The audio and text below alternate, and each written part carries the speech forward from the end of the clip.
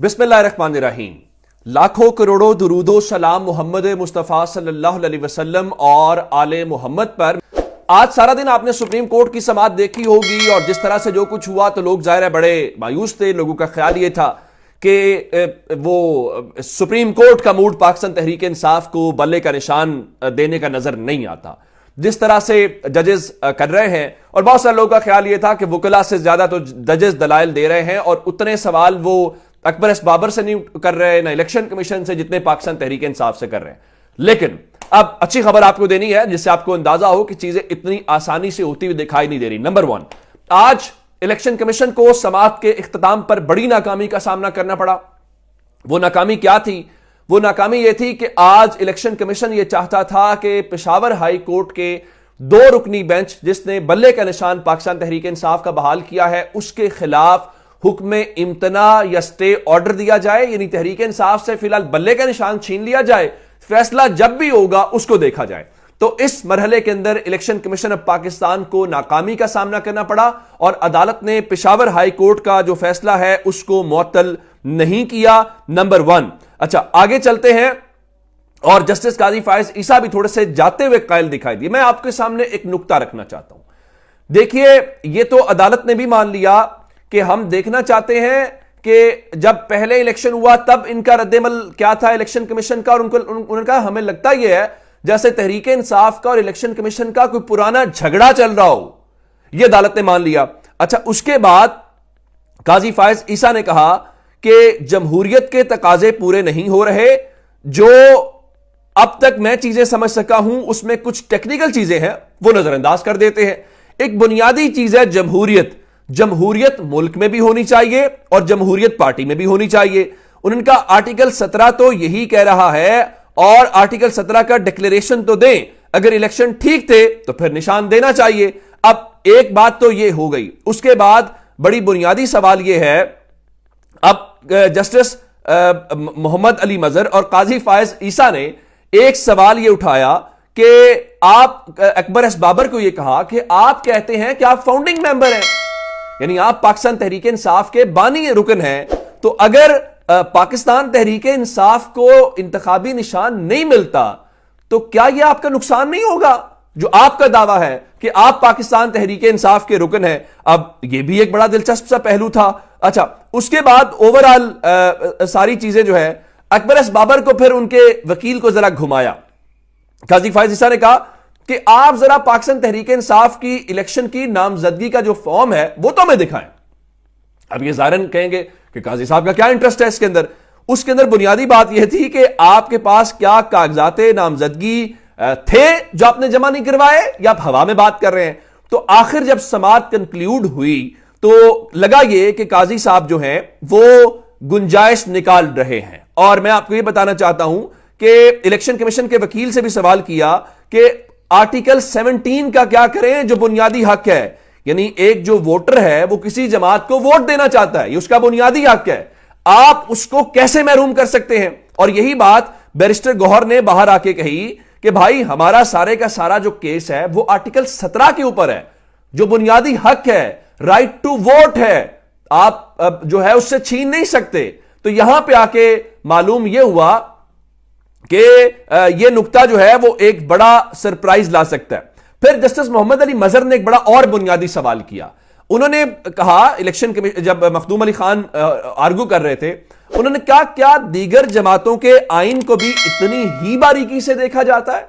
और क्या बाकी जमातों में भी इसी तरह से बिला मुकाबला लोग मुंतखब होते हैं। जब जस्टिस मोहम्मद अली मजहर ने इसके ऊपर यह सवाल किया तो मखदूम अली खान ने फिर डीजी लॉ जो है इलेक्शन कमीशन के उनको बुलाया। अब सबको पता है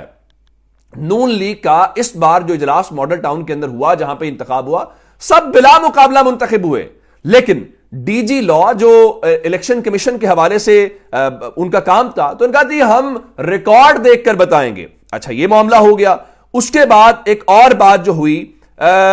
वो थी जो क्या उसको कहते हैं कि जो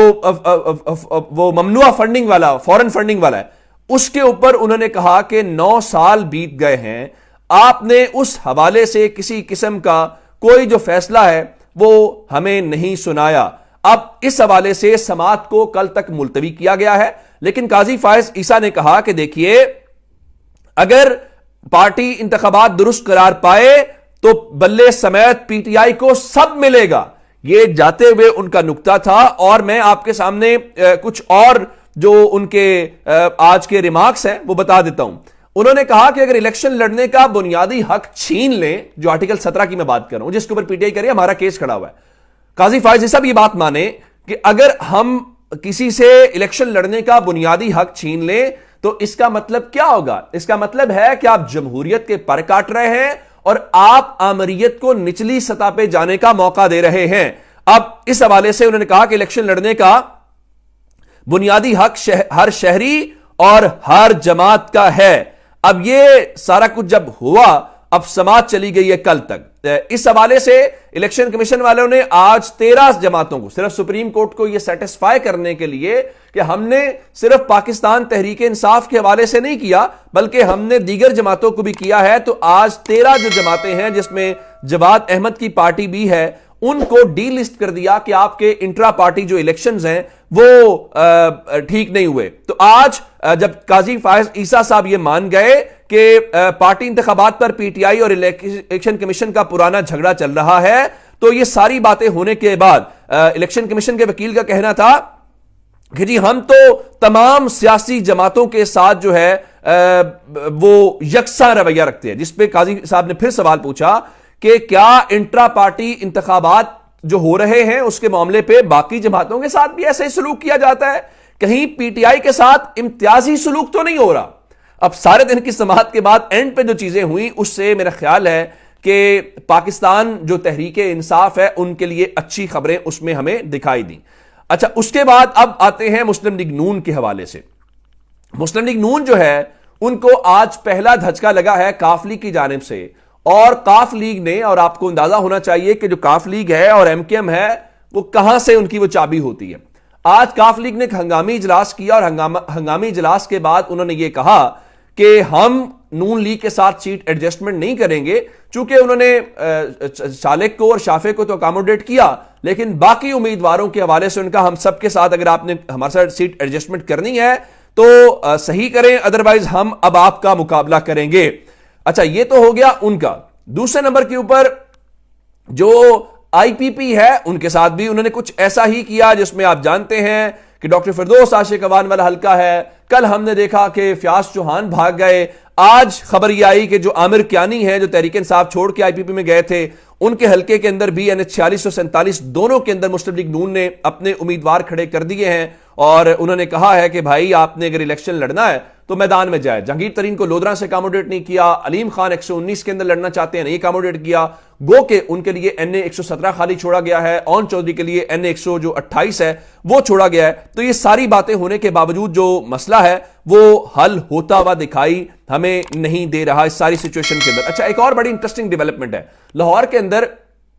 این اے 128 کے اندر شفقت محمود جو پہلے جیتے بھی تھے آخری الیکشن میں، انہوں نے کاغذات نامزدگی جمع کروائے، تو آج چونکہ کاغذات نامزدگی واپس لینے کا آخری دن ہے رات 9 بجے تک، ایون مسلم لیگ نون نے آج اعلامیہ جاری کیا ہے کہ جن لوگوں کو ٹکٹ مل گئے ہیں وہ تو ٹھیک ہے، جن کو نہیں ملے وہ مہربانی کریں کاغذات واپس لیں اور پارٹی کے امیدواروں کو سپورٹ کریں۔ تو شفقت محمود جو ہیں لاہور کے اندر انہوں نے اپنے حلقہ جو ہے اس کے 128 سے اور پی پی 170 سے کاغذات نامزدگی واپس لے لیے ہیں، اور وہ کہہ رہے ہیں جی ہم اب کسی حلقے سے بھی انتخاب نہیں لڑیں گے۔ اس کے بعد یہ ہو گیا، اس کے بعد سبطین خان جو سابق سپیکر قومی اسمبلی ہیں ان کے حوالے سے بتایا گیا ہے کہ وہ جو ہیں وہ بھی انہوں نے اس دن پی ٹی آئی کے جھنڈا بھی رکھا تھا اور ذرا فنکاری لگا رہے تھے کہ جھنڈا سامنے رکھا تھا پی ٹی آئی کا اور کہا تھا میں آزاد حیثیت میں الیکشن لڑوں گا۔ تو پاکستان تحریک انصاف نے پی پی 88 سے ان کے خلاف بھی اپنے امیدوار کو پارٹی ٹکٹ جاری کیا، تو سبطین خان جو ہیں وہ بھی الیکشن سے آؤٹ ہو گئے ہیں۔ فاروق حبیب جو ہیں آئی پی پی میں گئے، عمران خان کے خلاف بڑی پریس کانفرنس کی، ان کے این اے 102 اور پی پی 114 سے کاغذات نامزدگی انہوں نے واپس لے لیے ہیں۔ 2018 میں جیتے تھے، پھر وزیر بنے، اور اس کی وجہ یہ ہے کہ ان کو بھی استحکام پاکستان پارٹی کا امیدوار ہوتے ہوئے مسلم لیگ نون نے اکاموڈیٹ نہیں کیا، تو سبطین نیازی، سبطین خان، شفقت محمود، فیاض الحسن چوہان، فاروق حبیب، یہ سب لوگ جو ہیں آج الیکشن سے مکمل طور پہ آؤٹ ہو گئے ہیں۔ اب صورتحال مسلم لیگ نون کی یہ ہے کہ طلال چودھری کے مقابلے میں نواب شیر وزیر جو ہیں ان کو ٹکٹ دیا گیا ہے، حالانکہ طلال چودھری نے وہ کیا کہتے ہیں کہ نااہلی بھی برداشت کی تھی، لیکن مسلم لیگ نون اب جو ہے وہ پریشانی کا شکار بھی ہے، تو اس کو سمجھ آ نہیں رہی کرنا کیا ہے۔ تو طارق عزیز کی خبر تو یہ ہے جو سینئر صحافی ہیں کہ طلال چودھری نے خود کو ٹکٹ نہ ملنے کے اوپر اپنے والد کا ٹکٹ بھی واپس کر دیا ہے، اور ان کے چچا جو ہیں چودھری اکرم وہ آلریڈی تحریک انصاف سے الیکشن لڑ رہے ہیں، اور اب خبر یہ ہے کہ وہ شاید ان کے والد آزاد حیثیت میں وہاں پہ الیکشن لڑتے ہوئے دکھائی دیں گے۔ اچھا، اب مسلم لیگ نون کی پریشانیاں اور پسینے چھوٹنے والی خبر سن لیے کہ انہوں نے ایم کیو ایم کے ساتھ کافلی کہہ رہا سیٹ ایڈجسٹمنٹ نہیں کریں گے، انہوں نے ایم کیو ایم کے ساتھ سیٹ ایڈجسٹمنٹ کرنے کی کوشش کی کراچی کے اندر، اور کراچی میں اب صورتحال یہ ہے کہ ایم کیو ایم پاکستان جو ہے وہ این اے 242 سے چاہتے تھے کہ وہاں پہ مصطفیٰ کمال جو ہیں وہ ٹکٹ لڑیں، لیکن ان کو بھی ٹکٹ جو ہے وہ پیچھے ہٹے اور ان کو موقع دیں، لیکن انہوں نے اپنا ٹکٹ جمع کرایا ہے، جس کے بعد شہباز شریف جو ہے این اے 242 کراچی سے اب مکمل طور پہ جو ہے وہ پیچھے ہٹ گئے ہیں، انہوں نے بھی اپنے کاغذات نامزدگی واپس لے لیے ہیں، دستبردار ہو گئے ہیں۔ تو اب آ جا کے جو سب سے دلچسپ خبر جاتے جاتے آپ کو سنانی ہے وہ خیبر پختونخوا سے سنانی ہے، جہاں پہ ہمیں پرویز خٹک دکھائی دیتے ہیں، اور پرویز خٹک نے دعویٰ کر دیا ہے کہ جی وہ وزیر اعلیٰ خیبر پختونخوا بنیں گے۔ وہ وزیر اعلیٰ خیبر پختونخوا کیسے بنیں گے، ایک دلچسپ سوال ہے۔ ان کا 8 فروری کو سب پارٹیوں کو پیچھے چھوڑ دوں گا، اور انہوں نے کہا میری یہ خواہش تھی کہ یہ سب لوگ مل کر میرا مقابلہ کریں۔ تو اب یہ سب اکٹھے ہو گئے ہیں اور سب اکٹھے ہو کے میرا مقابلہ کریں۔ اب پتہ نہیں وہ سب اکٹھے ہو کے کیا مقابلہ کریں گے، حالانکہ آپ نے تو تحریک انصاف کا مقابلہ کرنا ہے، پورے خیبر پختونخوا سے بھی آپ کو کینڈیڈیٹ نہیں ملے، تو آپ وزیر اعلیٰ کیسے بنیں گے، یہ ایک اہم سوال ہے۔ اپنا بہت سارا خیال رکھیے گا، خدا حافظ۔